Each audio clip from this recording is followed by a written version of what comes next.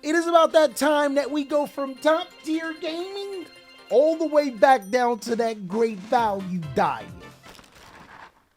What? You ain't had no honey nut O's without milk? What about the macaroni and cheese original? Man, things bussin'. I can't afford milk or water. And today, big dog, since I'm one of the brokies just like you, I'm actually going to be giving you some hits on what are the best Yu-Gi-Oh decks that you can build for under $50. Yo, Gally going crazy. He giving us $50 Yu-Gi-Oh decks. He's a saint. Yo! Whether you're a new player that's looking to get into something not very expensive, or you just so happen to be looking for a deck that's not cheap to play around with and don't want nobody to know, these are some of the best Yu-Gi-Oh strategies that you can get the most important cards for about that $50 price range.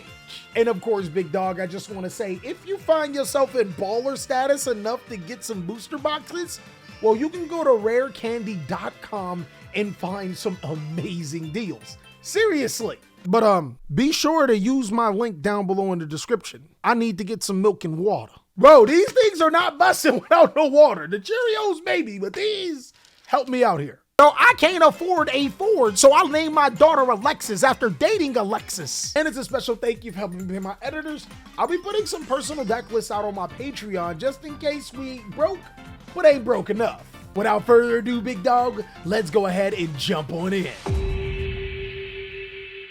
So it takes some genuine finesse to be able to figure out some budget Yu-Gi-Oh decks that you can play for under $50.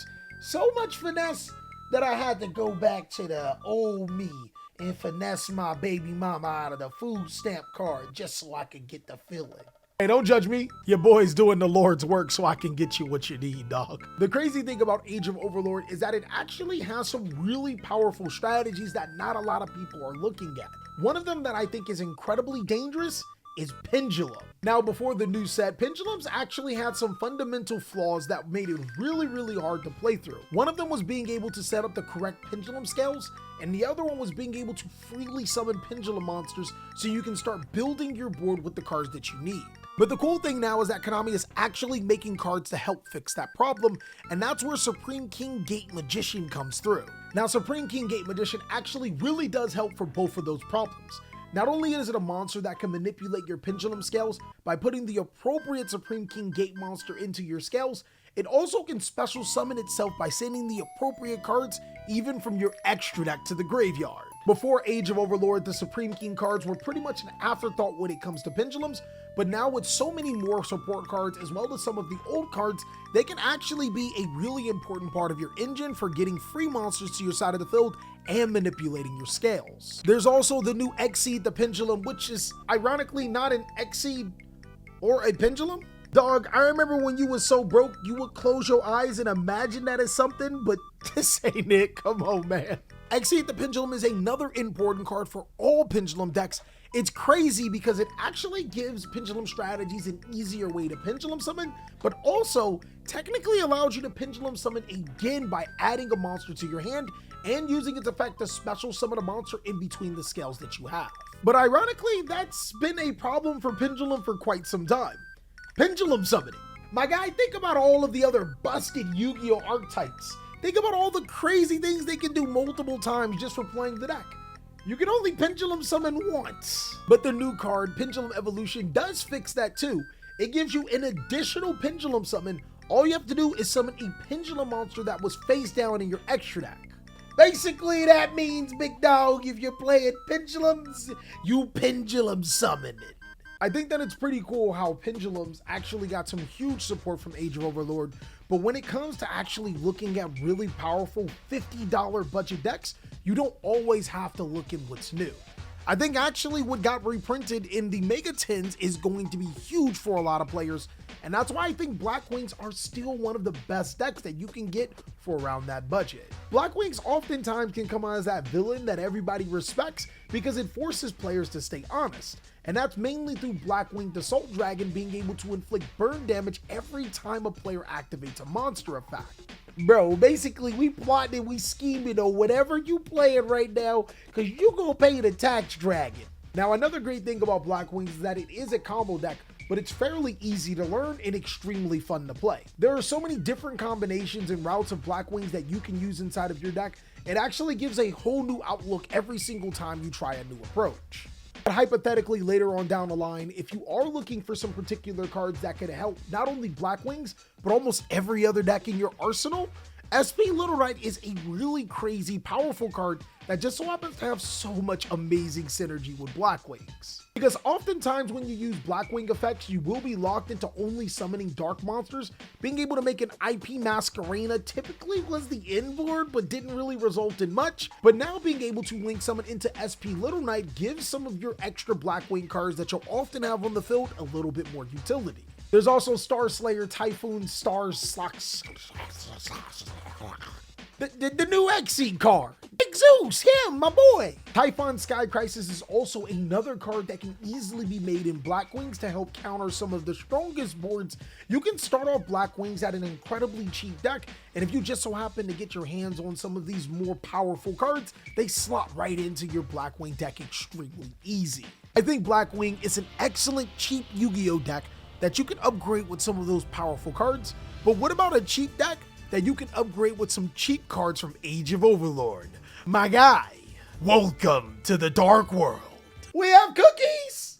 I know you want some cookies. Dark Worlds have been on my radar for quite some time as a powerful budget Yu-Gi-Oh deck. This may stretch that $50 mark just a little bit because of Dark Corridor, but I'm telling you, it's worth it. If you can do a little bit of mental gymnastics, keep in mind you don't need a ton. This deck can be extremely good because of the new cards, the new exclusives that we got inside of the set. Both Kin and Jin have some amazing effects that help Dark World. Their first effect is that you can special summon the opposite one to your opponent's side of the field, and at the end of the battle phase, they go right back to your hand for discarding. The second effect is where we get a little freaky, big dog. Ken the Diamond Warrior, when summoned to your opponent's field, allows you to draw 2 cards and discard a Dark World. Hey bro, hey, who said Graceful Charity had to be on the ban list? Jin the Diamond Tiger forces your opponent to discard a card from their hand, but it ain't like we ain't been doing that already with Dark World hand loops anyways. My guy, somebody save your boy! He broke and he about to lose his entire head. You don't want to play Yu-Gi-Oh!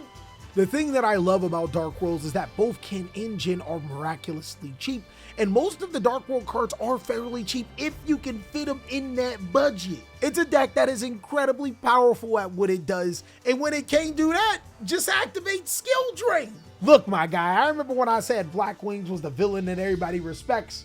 This is the type of villainy that just pisses everybody off. I'm telling you right now, that $50 is going way further than I ever thought I could take it. I already know in the hood what I could do with $40, but these decks, fire. So I think it's time to cool the temperature down. If you decide to play this deck, you might be swimming through the neighborhood. They might just put fins on you. And then it's the end. Fin means in. You guys didn't get it. That was a bar. Sharks are actually way better than I ever gave it credit. Before, my biggest problem with Sharks is that it really didn't have an identity. Another great strategy that is close to that $50 budget that you could play with is Marine Cess. It used to do everything Sharks did but better. And then if you wanted to go to a more trollier lockdown version of a water deck, you could play Yumi, which did that better than Sharks. But now, my guys, Sharks are cooking. You might have to honor Arc the deck. That's a bar. Age of Overlord actually gave Sharks what they've been having for so long. Direction.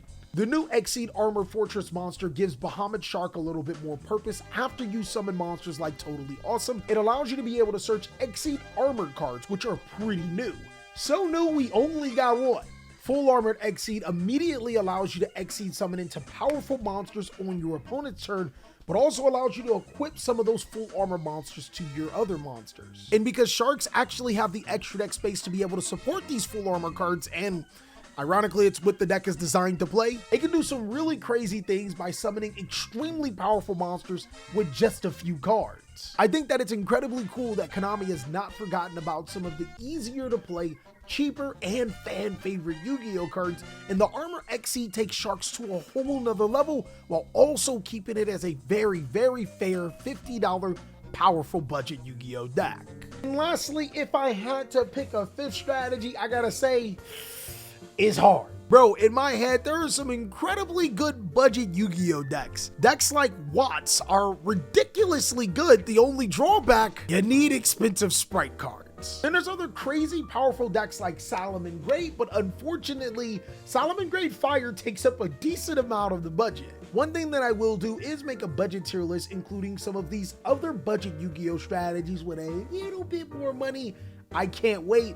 But for right now, I gotta say Exo Stepsisters are really, really good. My guy, I've been playing with the Stepsisters for a long time. Wait, pause. Hey, Stepsister, I got new Yu-Gi-Oh cards in here.